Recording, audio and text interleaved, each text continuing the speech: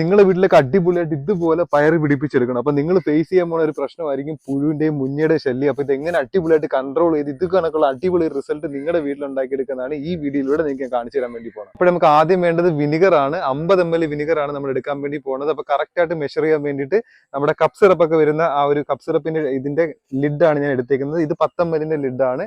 ഇതിലേക്ക് ഞാൻ 5 lid നിറച്ചെടുക്കുവാണ്. 50 ml കൂടിപ്പോകാൻ പാടില്ല. ഇതാണ് ആദ്യം വേണ്ടത്. നമ്മൾ എടുക്കാൻ വേണ്ടി പോണത് 25 ml കോക്കനട്ട് ഓയിലാണ് കേട്ടോ. നമുക്ക് ഏത് ഓയിൽ വേണമെങ്കിലും യൂസ് ചെയ്യാം. അപ്പൊ ഇതിനകത്ത് ഒരു 2 അതിന്റെ പകുതിയാണ് എടുക്കാൻ വേണ്ടി പോണത് കേട്ടോ. ഇത് 10 ml ആണ്. നമുക്ക് വേണ്ടത് ഡിറ്റർജന്റ് ലിക്വിഡ് ആണ് കേട്ടോ. അതും 25 ml ആണ്. ഈ മെഷർമെന്റ് ഒന്നും ആരും മറക്കരുത്. സെയിം മെത്തേഡിൽ മാത്രമേ യൂസ് ചെയ്യൂ. അളവ് കൂടാൻ പാടില്ല. അപ്പൊ ഇതിനകത്തൊരു 2.5 അടപ്പ് ഒഴിക്കുകയാണ് കേട്ടോ. നമ്മൾ ആഡ് ചെയ്യാൻ വേണ്ടി പോണത് 1 ലിറ്റർ വെള്ളമാണ് കേട്ടോ. ഈ ഒരു 3 ഐറ്റം മതി. വെറും സിമ്പിൾ ആണ്. ഇതിനകത്തോട്ട് 1 ലിറ്റർ വെള്ളവും കൂടെ ആഡ് ചെയ്ത് കൊടുക്കുക. അപ്പൊ ഈ ഇൻഗ്രീഡിയൻസ് എല്ലാം ഞാൻ സ്പ്രെയറിനകത്ത് ആക്കിയിട്ടുണ്ട്. ഇത് നല്ലപോലെ ഷേക്ക് ചെയ്ത് നല്ലപോലെ മിക്സ് ചെയ്യട്ടോ. നമുക്ക് ഇത് പയർ ചെടിയുടെ ഇലകളിൽ സ്പ്രേ ചെയ്ത് കൊടുക്കാം. ഇങ്ങനെ ചെയ്ത് കൊടുത്തു കഴിഞ്ഞാൽ മുഞ്ഞയുടെ പുഴുവിന്റെ ശല്യം ഒന്നും കാണത്തില്ല. അപ്പൊ ഈ അളവുകൾ ആരും മറക്കരുത്.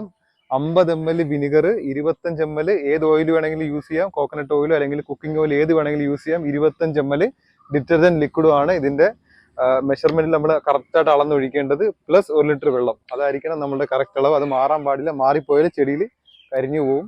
അപ്പൊ ഇതേ കണക്ക് നമുക്ക് ചെടികളിൽ അടിച്ചു കൊടുക്കുക. 1-2 ചെടികളിൽ അടിച്ച് ആദ്യം ഒന്ന് ട്രൈ ചെയ്ത് നോക്കുക. അതിനുശേഷം ബാക്കിയുള്ള ചെടികളിൽ അടിക്കുക. അളവിൽ വ്യത്യാസം വന്നാൽ പ്രശ്നങ്ങൾ ഉണ്ടാകും കേട്ടോ.